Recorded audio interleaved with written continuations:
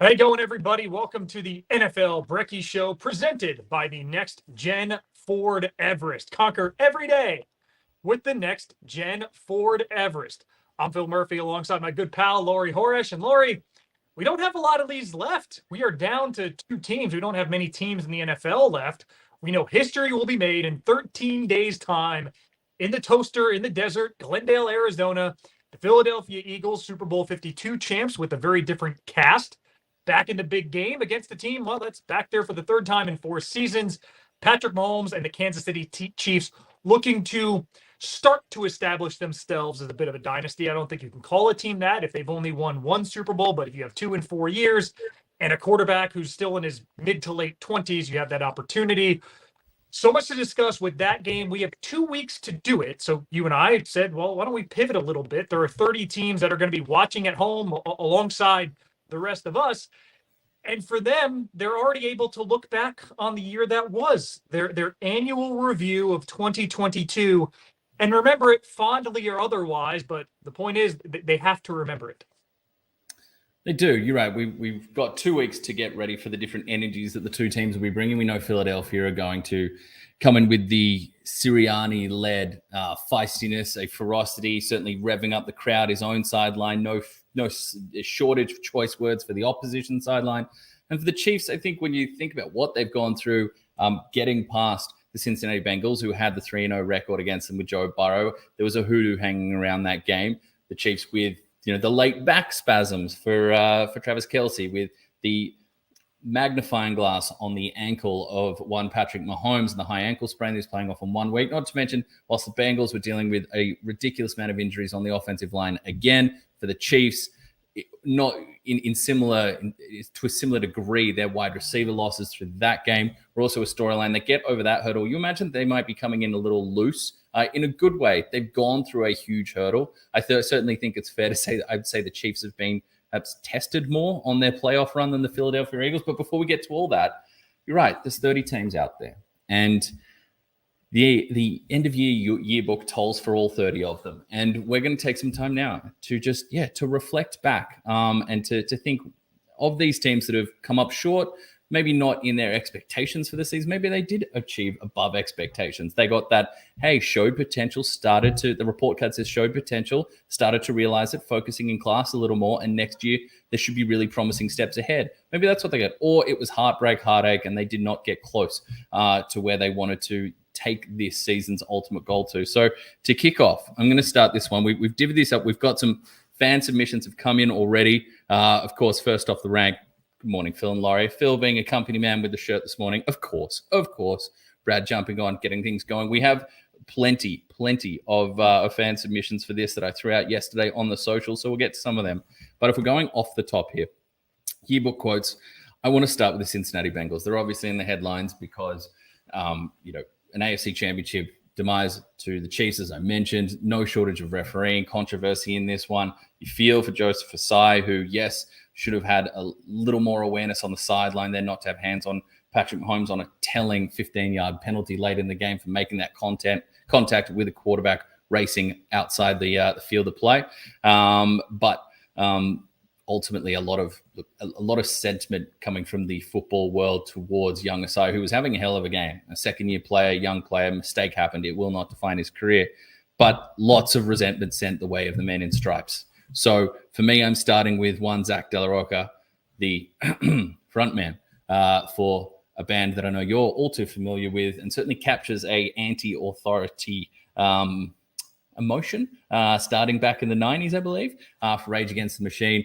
And the quote is, quite simply, when ignorance reigns, life is lost. And for the Bengals, I'm sure that they feel like the blinkers and the missed calls or calls that did not go their way from the referees. I know Zach Taylor was simply enraged on the sideline at times. I'm sure he's not the only one, certainly justified at times. The way this Bengals season comes up short has to leave a sour taste in the mouth. The positive for the Bengals is this is who you are now. You have that guy. You have one of the, in my opinion, the second best quarterback in the NFL. The championship title games that's your bar to be aiming to clear every single year because of who you have under center. Burrow said himself that the Super Bowl window is open for the extent of my career, my time here as a Cincinnati Bengal. I believe that's absolutely true. Can they do better things around him to sustain that production, make it more consistent? Yes, it'll start with the offensive line getting healthy and upgrading ideally again. There may be a brain drain as we see both the offensive coordinator and the defense coordinator now, Lou Anarumo, getting interviews for head coaching positions. So could you see some brain drain, some of the fantastic football acumen on that sideline, leave the Bengals facility? Possibly, but there's so much in place. And it starts with number 9 that there are positive things to come, as bitter as today might feel. And it might feel that, for the Bengals at least, their football season's life is lost.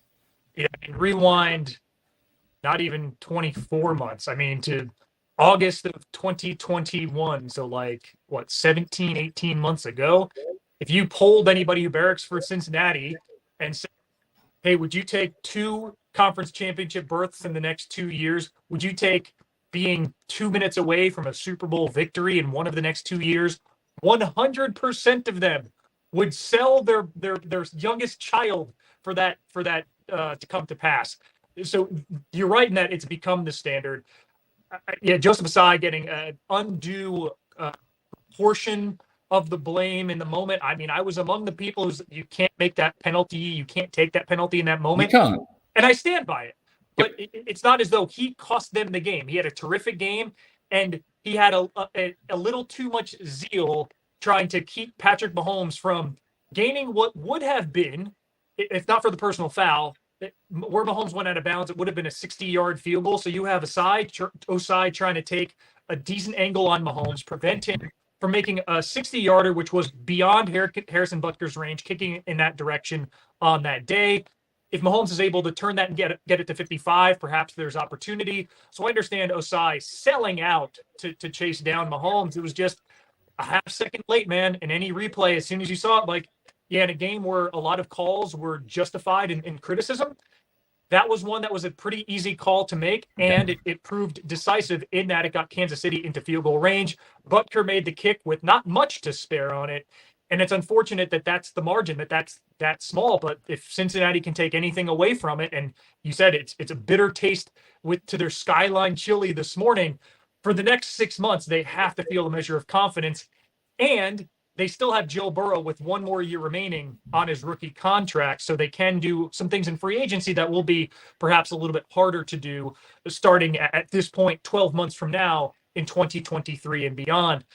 So, Lawson, with that in mind, that my yearbook quote, I wasn't going to take off the gloves this early, but the segue is just there.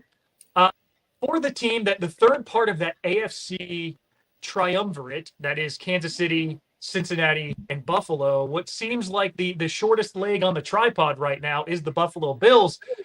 General Manager Brandon Beane, in his postseason press conference, had a kind of an inflammatory, or quote that became inflammatory. He said, hey, I don't want to suck enough to get a guy like Jamar Chase, implying a few things, which in itself, sure, I guess it's somewhat accurate. But a line that he said that I think a lot of people glazed over is that, well, Cincinnati can do some things because they still have Burrow on his rookie contract.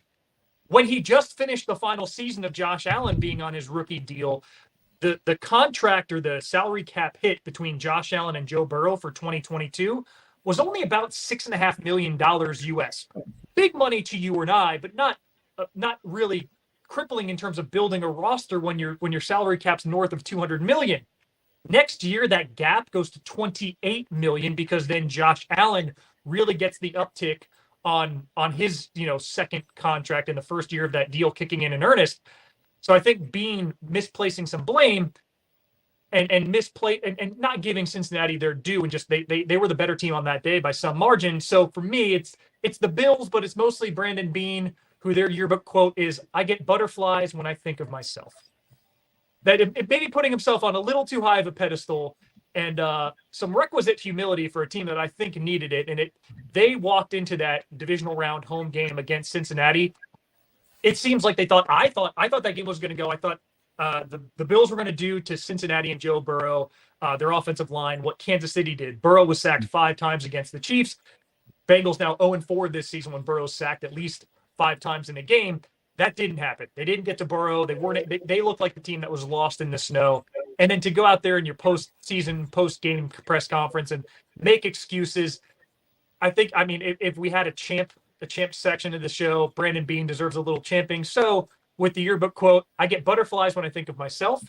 I think that's apt for that general manager, and that posture as the team had a very disappointing, abrupt ending to a promising season.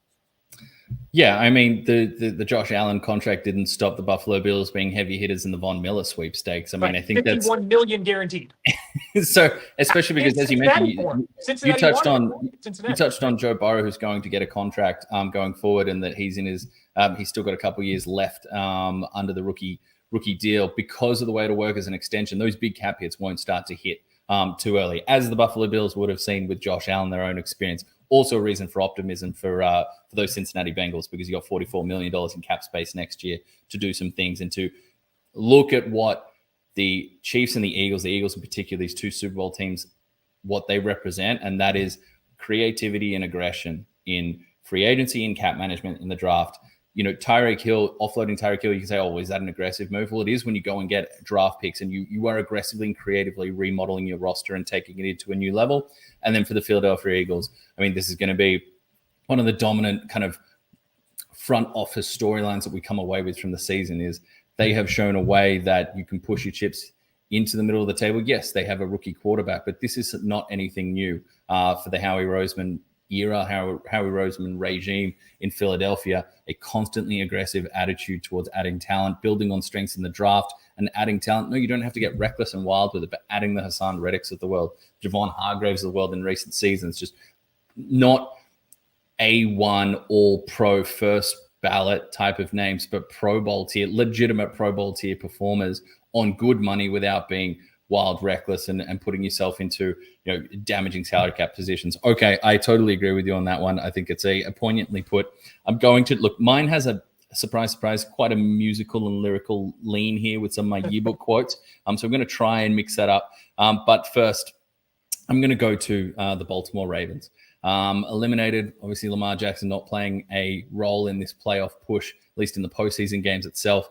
And this one is explicitly from the Ravens franchise to Lamar. I know they're heading into more contract fun in the offseason, extensions, tags, all that.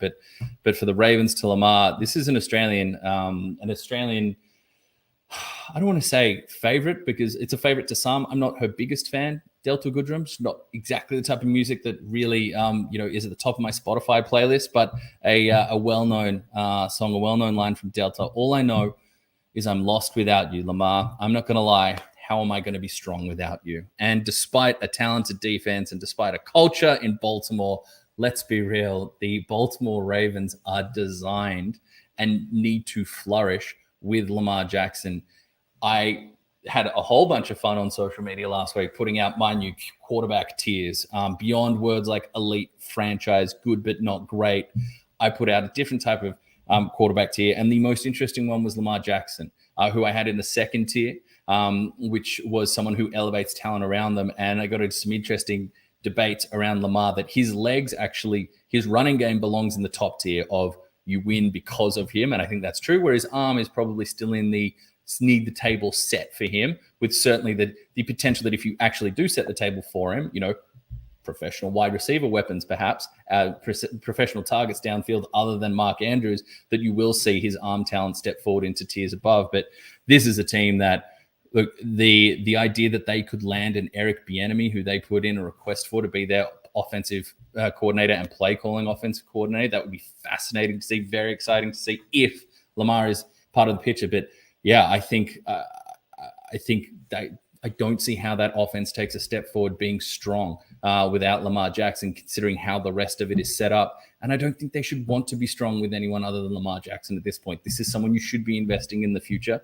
This is someone he's not one of one as a quarterback in terms of the tier he plays in, but the game-breaking prospect and the way he plays, he is one of one as it exists right now. He does come from that Michael Vick line of play that is so rare. As much as mobile quarterbacks have become more prevalent, more prominent, and their talent has been increasingly fostered in the NFL, the way Lamar runs is something that is truly unmatched in the NFL. And I think when we throw in what untapped potential exists in his right arm, particularly with Greg Roman has moved on from the Baltimore Ravens, what we could see in a more expansive and open and spaced out passing scheme, that is tantalizing to me.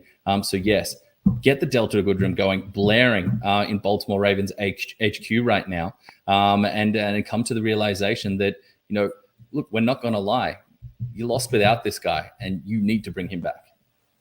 It is true, and the complicated part, and you and I have talked about this on the show, is that it's one of the rare but compelling arguments in the NFL when teams are at an odds, or there's two sides, clear sides of a debate, where is Lamar Jackson worth the money, but also is he worth the risk? It seems like both sides of that debate gained ammunition from what we saw this season, how the Ravens play just fell off a cliff once Jackson got hurt. But this is a guy who's getting touched 16, 20 times a game between his designed runs, his runs off script. Anytime just organically he's going to be hit. The Ravens' lack of willingness to commit to that top tier of guaranteed money in the last offseason, you can understand it. I think it is a somewhat simple solution for the short term. I think they tag him this year. That window opens on the 21st of February. They have 2 weeks to tag him. It'll be $45 million for the 1 year. I think the cap just came out 220 for this season. So that's a sensible move for the Ravens this year to just buy themselves some time before committing to a long-term decision.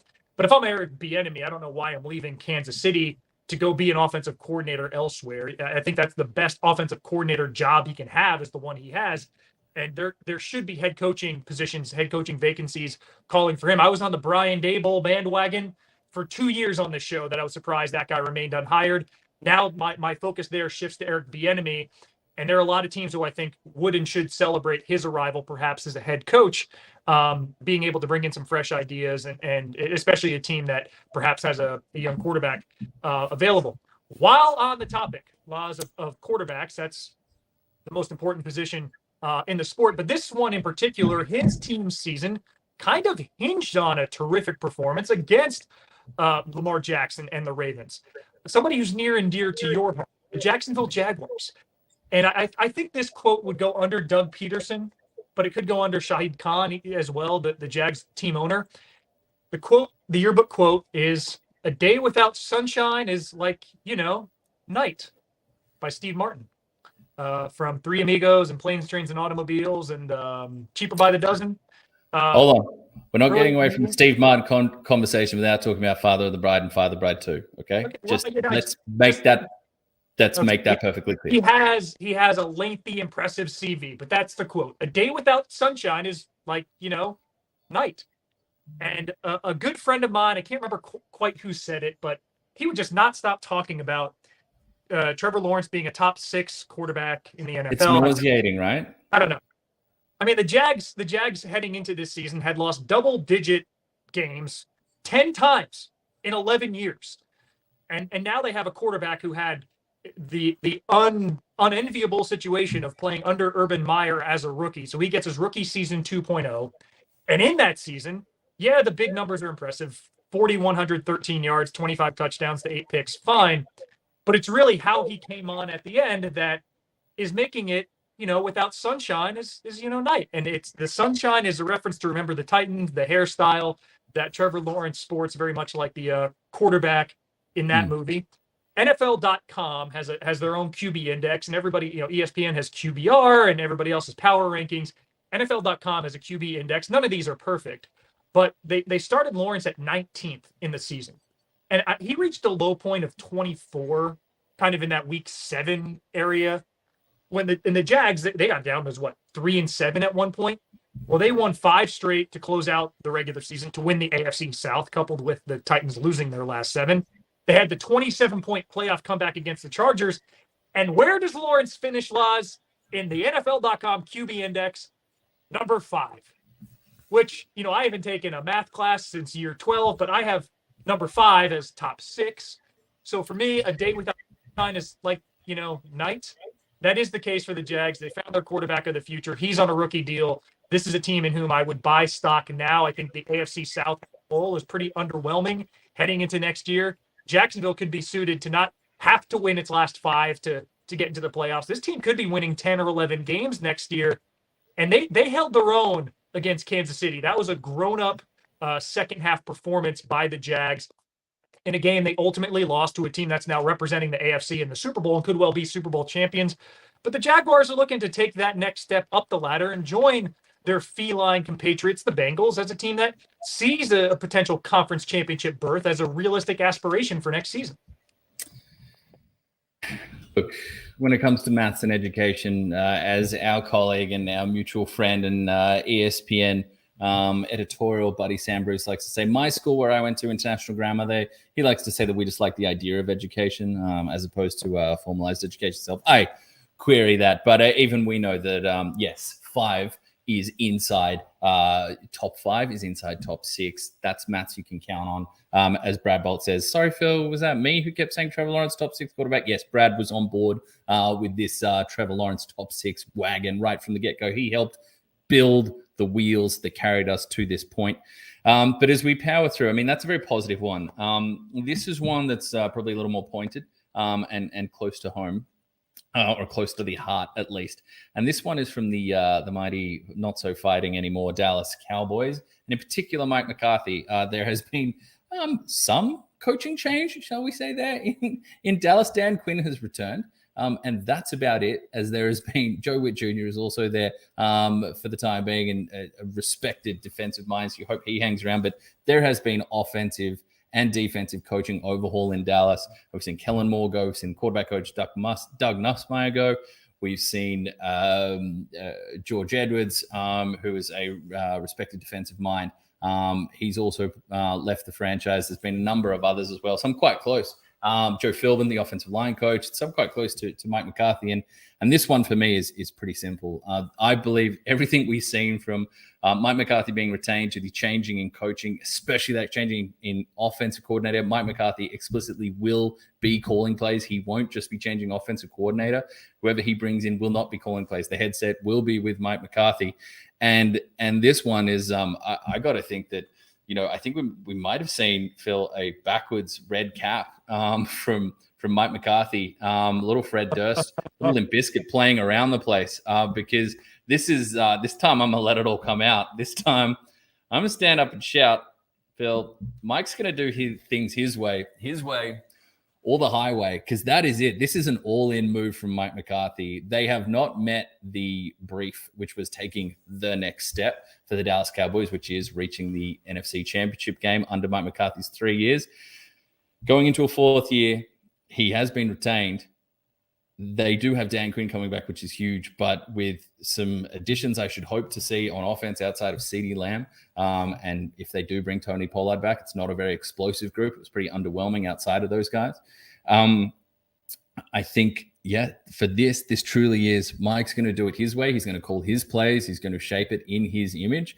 Or I think it will be the highway. This screams make it or break it season. We'll give you one more kind of philosophy in coaching, head coaching in particular, not always the most successful way of doing things, shall we say. But that appears to be how the table has been laid out in Dallas. And I've got to think that it was, I don't want to, I'm not going to use the explicit version, but I don't know that it was break stuff that was playing. I think it was My Way from the Limp Bizkit catalog that Big Mike was blaring throughout the Star in Frisco. I mean, I would love to have a reference there. I don't know if I can do one for the family program that we run here, Laz, but I will say I can make a fairly seamless transition, of course, from Fred Durst to Mark Twain, as one does not need to explain. But there is a hinge here in that the team that now employs offensive coordinator Kellen Moore is the Los Angeles Chargers. And my quote for them, and perhaps it's team ownership, it might just be the Bolt logo: never put off till tomorrow what you can do the day after tomorrow just as well. Mark Twain. This is a team that had another collapse that cost them their season. Last year was week 18, and an inexplicable decision to start peppering the Raiders, who were keen to play to a tie, which would have seen both Vegas and LA reach the playoffs. The Chargers start peppering them with timeouts, forcing LA to try and move the sticks, or excuse me, forcing Vegas to try and move the sticks, and then Vegas got in field goal range, kicked the game-winning field goal, which eliminated the Chargers. And Vegas players were implying after the game that, yeah, they were probably just going to kneel it out and everything would have been fine. Things would have been copacetic. Fast forward to this year, the Chargers up 27-0 on the Jags in Jacksonville. Duval is silenced. And then the Chargers just decided to stop running the football. They had the two lowest quantities or percentages of rush plays with the second half lead in any individual game, 1 and 2, where the Chargers this season, the number one was that game against the Jags, where they just didn't seem to want to run out the clock. Austin Eckler had, four touches for 6 yards in the second half, just inexplicably poor play calling. They get rid of offensive coordinator Joe Lombardi. They get rid of quarterback coach Shane Day, but they retain head coach Brandon Staley. And now they have Justin Herbert, who is in the last year of his rookie deal. They bring in Kellen Moore. And with only $8.5 million of cap hit on Staley, it's not that the window closes. Just like for the Bills, the window doesn't close for them to win a Super Bowl. But after this year, it just gets more difficult for you to build a roster when your quarterback salary hit balloons from $8.5 million with Herbert to probably somewhere in the neighborhood of, I don't know, 35 or 40 million next season. So never put off till tomorrow what you can do the day after tomorrow just as well. It seems like, barring a really significant shift in climb, that, I mean, Brendan Staley has to start the season, not maybe on the hot seat, but kind of where Cliff Kingsbury started the season this year, where it's like, man, you know, maybe if your seat warmer had 3 settings, just the first one is on. And then if we start to see some late game head scratching game management or some, you know, abysmal special teams, or just things that you turn to the head coach and be like, man, what are you doing here? I understand, you know, the mind of rolling the dice and looking at mathematical odds, but, you know, kind of eschewing any kind of risk reward analysis, where Staley had a lot of first guessing decisions on 4th down attempts. And again, the late game management in the last 2 season finales. I think he'd be somebody who might not end the season as Chargers coach if this team doesn't take a significant step forward. So, yeah, they may be doing it just the day after tomorrow just as well, Mark Twain. Yeah, the Kellen Moore one's interesting because I think Moore will have a more should stop saying the word more. Kellen Moore will have an increasingly diverse playbook. He tends to pull from a whole different range of, you know, kind of coaching philosophies or schemes or concepts. This has been a consistently productive offense with Kellen Moore in Dallas.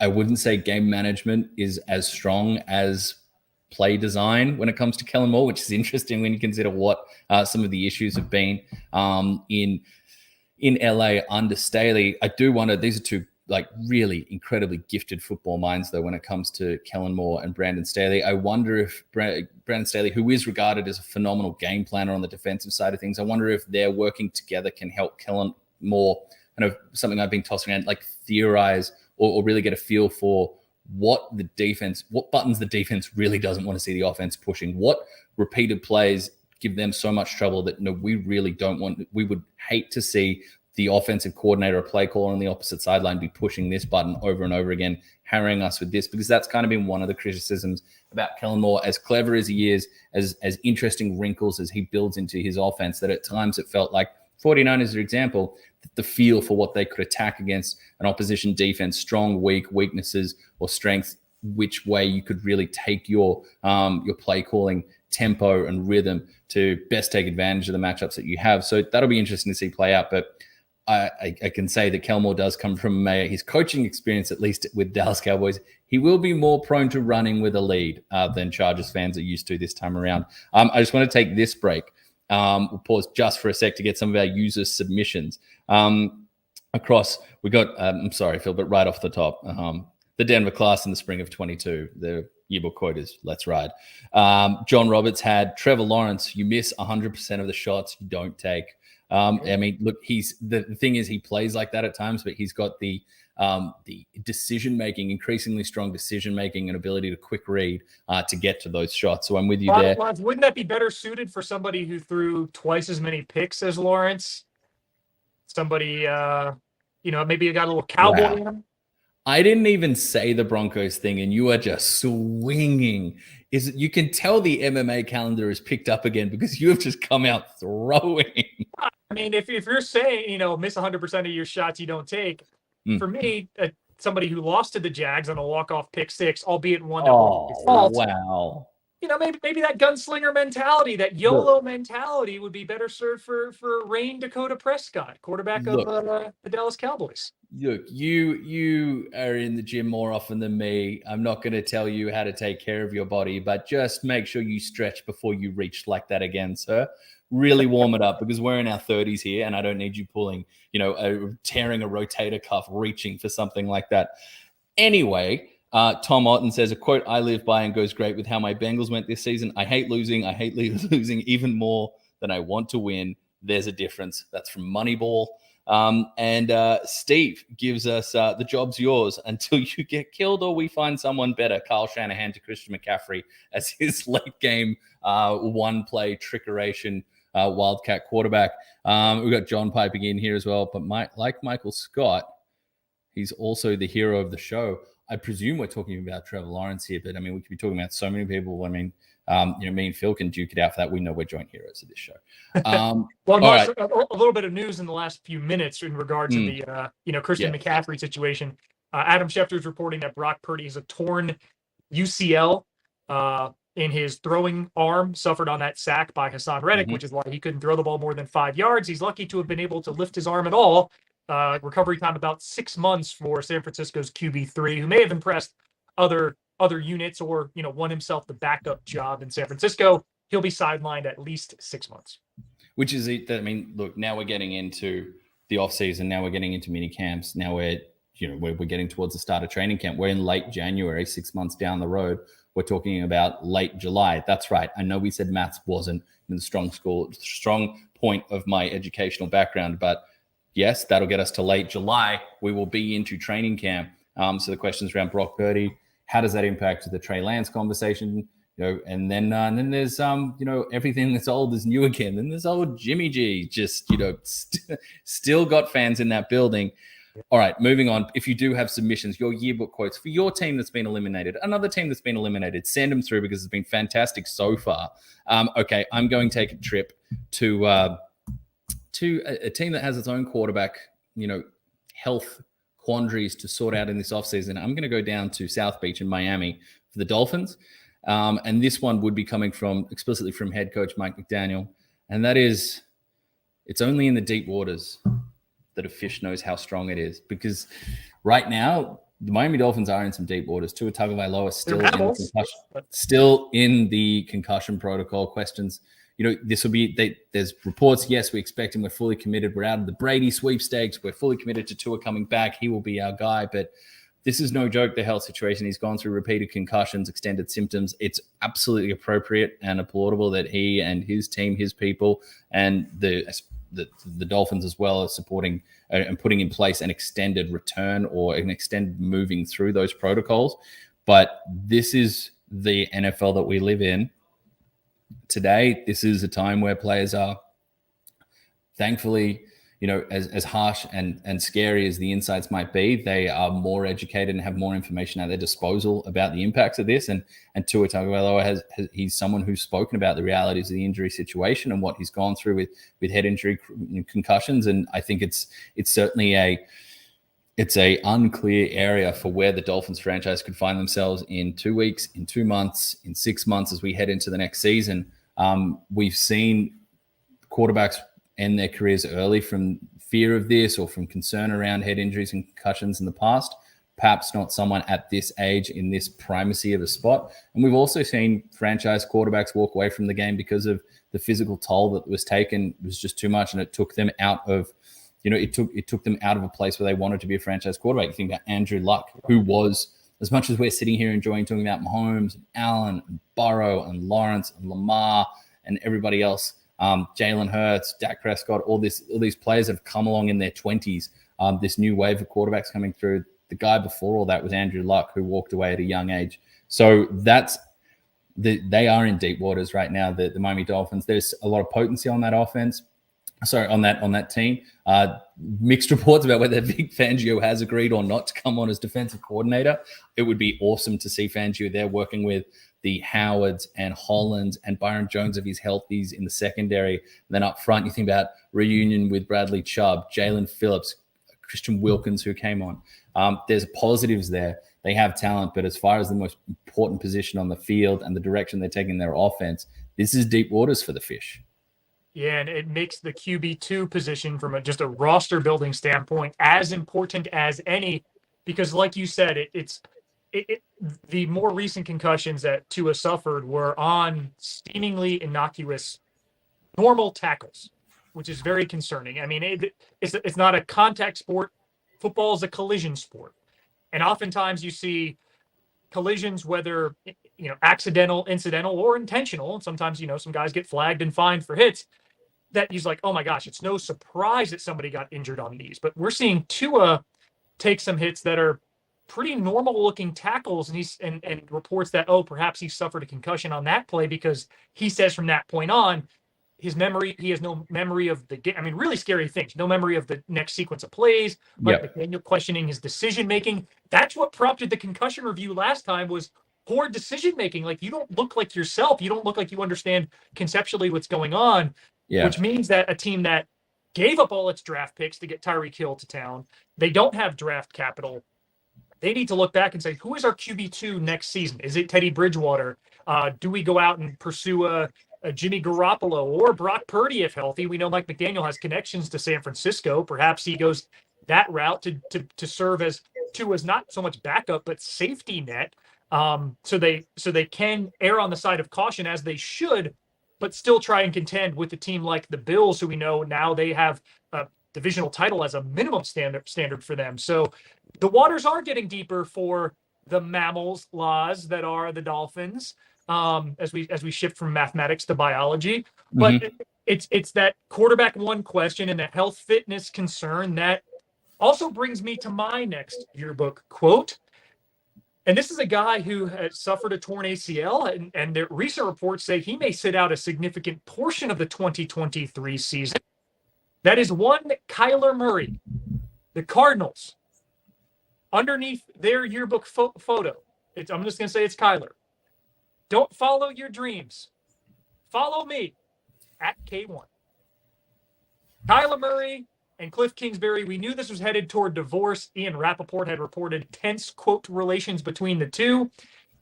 Financially, it was going to be costly either way for the franchise to move on from either. Kingsbury was fired with $20 million remaining on his deal, an option that the team picked up in March, and then they sacked him in January, 10 months after picking up the option. But man, it would have been 4 times the expense to get rid of Kyler. They are married to him financially. I don't think his cap hit, or his dead cap, is less than like $80 million for 2 more full seasons. So despite his Call of Duty obsession, I mean, it's something that has to work in Arizona, or they're going to look like my beloved Broncos with a quickness. You could tell this is going toward a divorce. I think it was a game in November after a loss when Kyler Murray came out and said schematically we were kind of effed. Yeah. Although he didn't abbreviate. He spelled it right out. So a lot of that is, all eyes on me type of situation, and then he's going to be absent. So yeah, it's a shot at the Cardinals. Yeah, it's a shot at Kyler Murray. But I think until that's resolved, this team is going to be an also ran in an NFC West that isn't as nearly as deep as we thought. But it seems as though the 49ers have established themselves as the runaway favorites heading into next year. You can put Seattle number 2, but a team like Arizona isn't going to sniff the playoffs, especially if Kyler Murray's not available. But even if he is, if you're throwing your coach under the bus like that with impunity, it doesn't seem like an appealing destination for one of these hot free agent coaches, where if you look at the roster construction and the personnel, I would say Eric Bieniemy would have a field day down there. Now I have reason for pause. Reason for pause, and you're talking about seemingly an expanding head coaching list, the candidates. I mean, they've been interviewing for a while now, and that list Mike seems Pasco interviewed or is going to interview the Giants OC is going to head down there and have a chat. Which would be fascinating because Kafka is certainly an offensive name on the rise. It's got some very enemy. He was the QB coach in Kansas City. Intriguing pedigree and intriguing results. And in a younger mind, be interesting to see how that type of a coach at that stage of his head coaching career, particularly in the NFL. Cliff Kingsbury had headed up programs, but not the NFL before, and there was a struggle there. How would he deal with an organization in flux? Seems to be a little light on the little could use perhaps some more concrete terms for what's going on over there in Arizona, in Glendale, where they'll have the Super Bowl nearby, but couldn't be farther from contention this year. Okay, my one here, and ironically, the band is No Doubt. The vocalist here is Gwen Stefani, but there is plenty of doubt surrounding this. This is the Tampa Bay Buccaneers, and with Tom Brady, it seems like likely, there's still a chance. Reports, it's that type of year where we get the buzz come out. There's reports that Tom Brady, he could return to Tampa Bay. He could be a Buccaneer again, but I think in all likelihood, with how that ended and where there's still talent on that roster, but what position they're in to re-up and go again with that roster, with the investments that have been made, as well as just honestly the feeling of staleness that came over the offense and Tom Brady's his chemistry and his work consistently falling so far below par. I shouldn't say below par because below par is actually a good thing, but so far below expectations this season. If Tom Brady is to go elsewhere, I mean, the sentiment coming from that Tampa Bay, we all know the song. It hit many of us, these haunting lyrics as, a 9, 10, 11-year-old in the 90s. Straight from No Doubt. Don't speak. I know what you're thinking. I don't need your reasons. Don't tell me, Phil. Don't tell me because it hurts. That's a heavy yearbook quote, man. That is a heavy yearbook. That's a Buccaneers team that is in a heavy place. Again, we're seeing coaching changes. We're seeing question marks over the head coach, and we're seeing Tom Brady, who this was all about for a couple of years, that the era looks like that brief, successful, but now fading era, it looks like it's coming to an end. And I think the realization for Bucs fans is, yes, don't tell me the truth. Don't tell me in certain terms that it's happening, because quite frankly, it's going to hurt. Yeah, I mean, it's they were fortunate for the experiment to work in year one. They were ahead of schedule. They brought back all 22 starters from the Super Bowl. They got beat by the ultimate champs last season, and now only because they were in arguably the worst division in the NFL that they got back to the playoffs, and then they got housed by your Dallas Cowboys in the wild card round to wrap up wild card weekend. And Tom Brady's not getting any younger. Nor, funny enough, are some of the targets around him. It's a similar posture. It's a similar quarterback trajectory. It's an exactly the same jersey number for my final yearbook quote. Number 12 in Green Bay. The Packers, quoting Dr. Seuss. Sometimes you never know the value of a moment until it becomes a memory. Which is, kind of the whole value the now. It's a nice bow to put on this entire segment, but really it is a stark reality in Green Bay. They had Week 18 at home against the Detroit Lions. Forget the Ford family. Aaron Rodgers was the owner of the Detroit Lions for most of his career, winning in the playoffs, and the Packers couldn't get it done. Now you look at a team that had won 13 games in 3 consecutive years. Aaron Rodgers had won back-to-back MVPs. There was a little tumult last offseason, perhaps Rodgers wanting out, and they never really got it going. They had that nice little stretch in November, December where they put together some wins, and you thought, is this yet again the RELAX, a 4-8 team that's going to rally and make the playoffs? Not quite. They finished 3rd in the NFC North, and the only team below them, Chicago, is everybody's offseason darling in terms of both draft capital and financial resource. I haven't looked at the totals, but man, I'd be interested in an over/under 8 wins for Chicago next season. Now with Aaron Rodgers in Green Bay, both sides are reportedly open to a trade. You heard Rodgers on the Pat McAfee show saying, is really open to anything. This team is already $16 million over the cap. They have difficult decisions to make with Aaron Jones, amongst other talented players. Randall Cobb's also on that list. So either they retain Rodgers and lose a lot of the talent around him, or they start to see what do we have in Jordan Love or potentially beyond, retain some of the non-Rodgers talent, and see if they can keep themselves and tread water in the middle of the pack of the NFC North, as we think the Lions under Dan Campbell are going to get better. Even if Minnesota regresses to the mean in these one-score games, they don't stink. They'll probably be a 9 or 10 win team at least next season. Green Bay is going to take some salary cap gymnastics to get there. It seems as though the easier road is to look into a trade market for Aaron Rodgers, perhaps a team that is a quarterback away or knows that their quarterback may not be under center for the majority of next season on a 1 year Brett Favre coincidentally type scenario. So Ozzy, sometimes you never know the value of a moment until it becomes a memory. The great Dr. Seuss. Also under the yearbook photo for, take your pick. Matt LaFleur, Aaron Rodgers, or, Green Bay's publicly owned. All the people of the fine city of Green Bay, Wisconsin. You wonder if there's a few Jets fans that are wondering, what about when a memory becomes a moment again? Yeah. Considering their history with franchise, Super Bowl winning, miraculous at times, Green Bay Packers quarterbacks taking their next step over to wear not the green and yellow, but a green and a slightly lighter color shade there on the color wheel. Yeah, one of these teams I haven't gone through in earnest draft capital and salary cap stuff. We'll get to that as the offseason goes, and we will. Brekkie shows will continue on. But a team like the Panthers, who you see in mock drafts, are ending up with the fourth quarterback in the class, like an Anthony Richardson. Would they be interested in giving up a massive draft haul to Green Bay to get whatever's left in Aaron Rodgers' tank with a new head coach? A situation like that, a team that isn't going to get their choice quarterback in the draft, but has value and young talent, and it just enough around to perhaps do something in an opportune division. At Carolina just jump to mind, because I think Anthony Richardson at 9 is a bit of a reach. But a situation like that, and it really opens up a lot of intriguing possibilities. But either way, it is the close of the chapter and a close of the yearbook, as it were, in Wisconsin. And we're going to close the chapter on our yearbook. Now, I think, Phil, we can be proud of the cultural span that we covered there. We went from, we had, 2000 Australian pop classics from Delta Goodrum.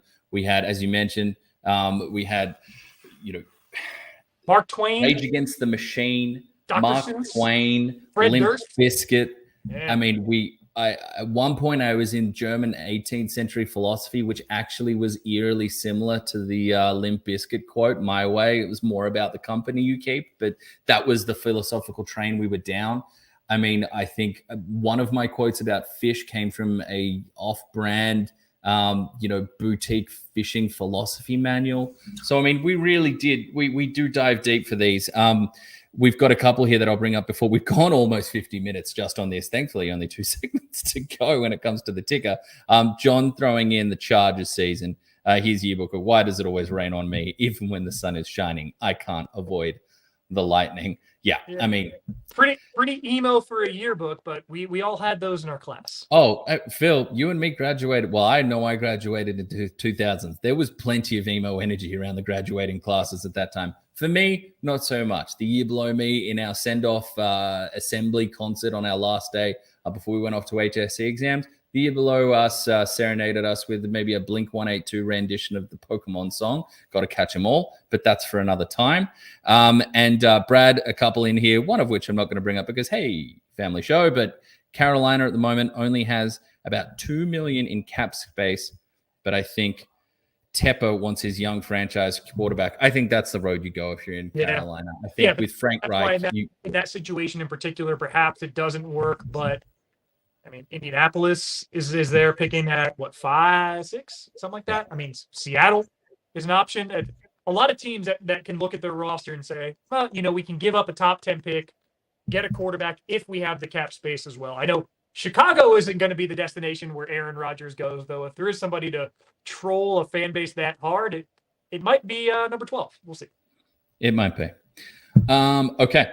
I think that sums it up for our yearbook quotes. I mean, an extensive one, but hey, 2022 is in the past now. These fallen teams, they now look towards what should be a crazy, crazy offseason, one that we're going to be having a lot of fun with. But from moving from the crazy, crazy offseason to the here and now, and perhaps future showcase players, future Pro Bowlers, future All Pros, it's time, Phil, to celebrate the youth in the NFL, isn't it?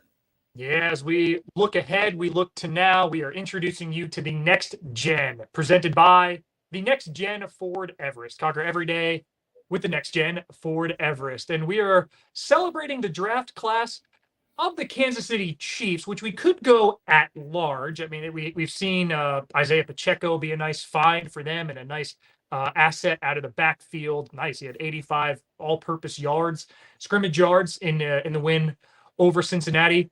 But Laz, we're going to focus, and George Karlaftis, the defensive lineman out of Purdue, was wreaking some havoc on Joe Burrow in the backfield. But we're going to focus just on the defensive secondary. Heading into the draft, the Chiefs had glaring needs at safety, at cornerback. They addressed those on day 1, day 2, and day 3. And all 3 levels had an impact in this win over Cincinnati. You take a Trent McDuffie, who they got at the 21st pick in the first round. He matched his season and thus career high in solo tackles, had a couple pass breakups, including a big third down, got his fingertip to a ball that was headed right into the arms of T. Higgins past the marker. You take a Brian Cook, who was an assignment sure enforcer coming out of Cincinnati. He missed like 7 tackles in his time at Cincinnati. He matched his career high. He set his career high with 4 solo tackles in this game. Or maybe you go out to Joshua Williams, who was from unheralded Fayetteville State, a rangy corner, but maybe questioned his footwork. They got him in the 4th round, pick 135 overall. He had an interception in this game.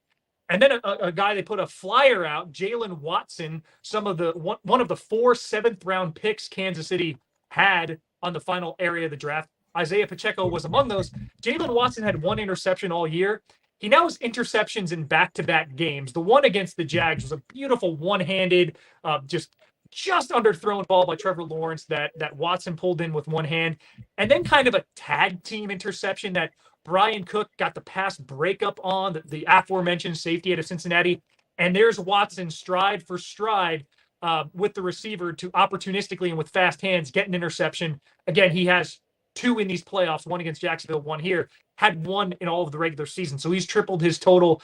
This secondary coming of age before us, and it gives Kansas City a lot of confidence heading into a Super Bowl when they will be tested further as they're asked to slow down Devontae Smith and A.J. Brown and the multi-leveled attack that Philadelphia presents.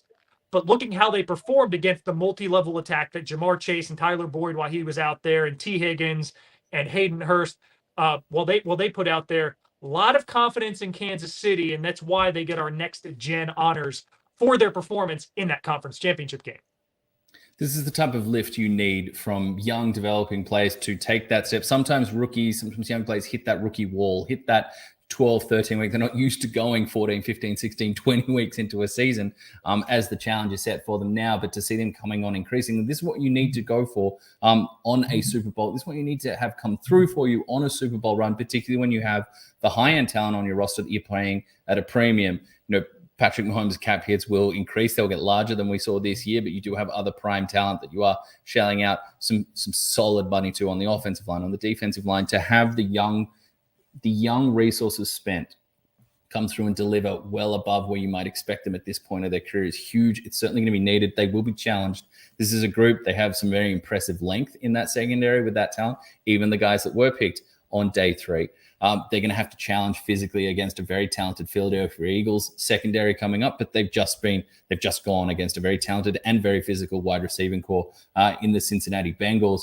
That's the part of the team when you look at these 2 rosters that we're going to get into matchups. We've got shows ahead for the Super Bowl, but when you look at the 2 teams, You could say that the Philadelphia Eagles have a more complete defense across the board, top to bottom. I think for Cincinnati, you saw the pass rush really. Chris Jones is an absolute dominator game record. He's a top 3, top 2, some are going to say top 1 defensive player of the season, but that's the tier he's playing in. But we saw the rest of the pass rush coming along. Some of those interior defensive tackles, less heralded, having their moments. You think of the Danas of the world. You think of the Saunderses of the world. We've heard Derek Nardy's name uttered in the past. George Karloftis, you mentioned. Carlos Dunlap's getting run around there. Then at linebacker level, you've got Willie Gay and you've got Nick Bolton there. Both impressive young linebackers. They're going to have a tall task against them in that middle of the field against the Eagles, as well as versus the run. They're going to have to be disciplined and very sound in their tackling. The questions more lie in that secondary, and I think this young group that is coming of age, as you mentioned, together went a long way to answer that we will be up for the challenge. This is a different type of unit than the Eagles are going to face than what they saw against the San Francisco 49ers. They're going to feel that they're going to have some matchups, perhaps downfield and out wide, that they can certainly test. But if this Kansas City Chiefs defensive front is going to play to the level that we saw against the Bengals, get that type of disruption, it's not beyond this style of players and these style of DBs that they've acquired to make plays on the ball. Yes, that Burrow interception that was tipped in the air by Cook kind of, it was a little bit of an arm punt for where they were in the field and where they were in down and distance. But if you blink and close your eyes for a second, that was a less climactic and more midfield version of the play we saw from one younger Richard Sherman back in the day, tipping it to Malcolm Smith. That's all I'm saying. I'm not saying the Legion of Boom, but I'm saying that playmaking, that young playmaking that can come on in these moments is huge for a team looking to make a dash. And an exciting one they've got ahead for that group in that position, in those matchups against the A.J. Browns of the world, against the Dallas Goederts of the world, against the Devontae Smiths of the world, one-handed catch completed to the ground or not. That's a fun one to think about in just under 2 weeks' time. Yeah, and Laz, it builds confidence. Yep, it's an arm punt, but for a 7th-round pick in Jalen Watson, it gives him the requisite confidence you need to play this position at the highest level. If you have doubt, you are going to get burnt. And that's why I like what Kansas City did at a macro level. You mentioned Nick Bolton. Did he have the ideal measurables? No. That guy's a sure tackler. Trent McDuffie, if he had ideal traits, he would have been a top 10 pick. That guy allowed 116 yards total in his final season at Washington. Never more than 39 in any individual game, which means that the other, 11 games on his schedule, he gave up like 77 yards total to receivers in his area. Blanket cover corner, goes downhill against the run. If he had ideal traits, he would have been a top 10 pick. And same thing goes for Brian Cook. 7 missed tackles and 100 tackling opportunities in his final season at Cincinnati. Assignment, sure. You need that against the Eagles because the way they play ball, one missed tackle against the Miles Sanders or a Boston Scott or a Jalen Hurts, and that team takes a 4-yard carry into a 12-yard carry. They start to go downhill. So it is the right time for this squad, this unit, to have an uptick in confidence, and for Kansas City to look around and say, you know what?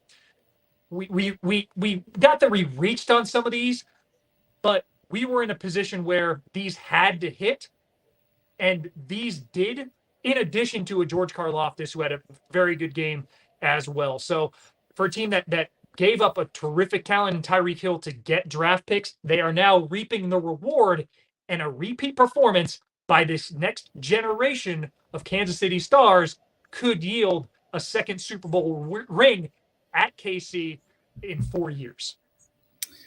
Oh, well, we should keep the positive vibes going, don't you think, Phil? We've gone from young players stepping up. Perhaps it's time to look at someone who sits a little older on the age spectrum, has been around for a little longer, but a very, very deserving honoree for our Magas. I'm loving it moment of the week. Look, there's plenty on the field to enjoy when it comes to the conference championships. There's no doubt about that. As tough as that first game might have been for San Francisco 49ers fans, what we were treated to in the Kansas City Chiefs versus Cincinnati Bengals was emotion, tension, controversy. It ran the gamut of emotional fevers running up and down your arms. But post-game, what Travis Kelce delivered. Post-game, Travis Kelce grabbing the mic in the middle of Patrick Mahomes, standing there for his post-game interview on field, grabbing the mic and channeling Ric Flair off the back with a woo, and I'm not going to try and break the microphone, but there were like 19 different O's on the end of that, followed by addressing the Burrowhead moniker that had made its way around in the lead up. Burrowhead, my a double dollar sign. There we go. Then following it up on the podium, as they received their AFC Championship crown, standing there, and we've gone from Ric Flair, the Nature Boy, to the People's Champion, The Rock, where we get Travis Kelce taking time to point out the Cincinnati mayor who had made certain comments in the lead up to that matchup, telling him to know his role and shut his mouth, you jabroni. I mean, we've gone from 70s, 80s wrestling into 90s wrestling, and then he follows it up while we're in the 90s with the immortal lines from the Beastie Boys. You've got to fight for your right to party. I mean, this was a cultural roller coaster from one of the resident characters of the NFL, someone who, I don't know that he's inherited the mantle of Rob Gronkowski, but he's certainly borrowed a few pages along the way and taken it in his own direction. Ahead of the Kelce Bowl, Travis Kelce certainly feeling loose and in rhythm, despite the back spasms, after a day where he tallies, 7 catches, 78 yards, a touchdown, a huge touchdown, some big-time conversions, and then it goes 3 for 3 on the mic. Yeah, I mean, it's an impact player. It's somebody who he continues to have the impact on the field and in that community. And you already seen shirts printed. You've got to fight for the right to Lombardi, for the Lombardi Trophy, which the Chiefs are 1 win away from getting. I thought it was hilarious. I thought some of the lines, even Mahomes, is more subtle. I don't know if we're gonna have a cigar in the locker room to allude to Joe Burrow's post-victory cigar. It was the appropriate tone and tenor to just dial up that rivalry another half a degree as it now is one of the better budding extra divisional rivalries in the NFL. You have the teams that seem to be 1 and 1A in the AFC. All due respect to the Bills, they haven't been there the last 2 years. So the Bengals and Chiefs have established themselves there. It's certainly not the last time these two meet in a postseason, and we will reference these quotes more often as we go forward. And what I'm loving about it too is Travis is terrific on the mic, as is his older brother Jason Kelce, who is a center for the Eagles, perhaps in his swan song for the Eagles. And those two host a podcast together called New Heights that has episodes drop every Wednesday stateside. It is Monday Arvo here in the United States, so we're less than 48 hours away from hearing that podcast and what that's going to be like for those two impact players. Jason Kelce is beloved in Philadelphia. Travis Kelce's going to the Hall of Fame. It's a hilarious listen. And now it's going to be with the Super Bowl at stake, the first time brothers are playing each other on the field in the 57-year history of the game. It's a storyline, and listen, today it's fun. I know 10 days from now, as we're just ready for kickoff, might be a little played out, might be sick of it. Just don't be a Grinch. Enjoy the now. Listen to Dr. Seuss. Appreciate the value of a moment before it becomes a memory. These guys have the personality to carry that storyline. And yeah, I mean, Travis Kelce, put the first stake in the ground in celebrating the win over Cincinnati.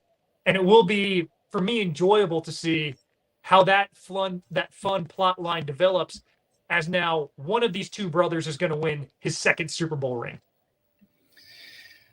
I think we can't sit here and complain that we hear the same cliches at the podium, 110%, gave full credit to the boys, game of two halves, those kind of things. We can't complain about hearing that over and over and then act as if 10 days is going to be enough time to get tired of the two Kelce brothers throwing down. Look, I think it's two Hall of Famers we're talking about here. I think the sound bites are going to be far better than the Harbaugh Bowl that we saw a number of years ago before you and me kicked off this lovely show. Super Bowl 49 8 years ago. I think the narratives, the revenge narratives that we're going to hear hyped up over the next 10, 11 days are going to be some of the more expansive we've seen in Super Bowl history. I think perhaps on our Super Bowl week show, we might need to have a full dossier, maybe a full list, itemized list that is longer than Josh Johnson's Wikipedia page for the just the tiers of revenge that we're talking about here beyond Andy Reid. I've had some Eagles fans tell me that it's not an Andy Reid revenge game because, they both won Super Bowls in recent times, and there's a lot of love for Andy Reid. He left without achieving the goal in Philadelphia and achieved the goal somewhere else. If you don't think that there is motivation going into this one beyond, just winning a Super Bowl championship, you got another thing coming. But we have the Nick Sirianni, Andy Reid passing ships in the nights in Kansas City. Sirianni on the staff until 2012. Andy Reid taking over in 2013. We can get into all of those, but we've got 10, 11 days to do that. We've got 10, 11 days to start diving into some of our guilty pleasures around the novelty props that will start emerging around the place, and which, backup tight end we are sure is going to have over 3.5 yards receiving there in Glendale, Arizona, Phil. Take the under on that, Laws. I please tell you. And Andy Reid, we've already butchered mathematics and biology, so I may just butcher the King's English in that Reid, the winningest. Oh, there it is. Eagles history. One win away from also being the winningest coach in Chiefs history, which he can accomplish with a win. Super Bowl 57, Monday morning on ESPN. But before I fly out to Glendale, Arizona, before you and I have chats throughout the week, ESPN.com will have all the latest as the biggest game in American sport annually by a comfortable margin. One of the biggest games annually in world sport.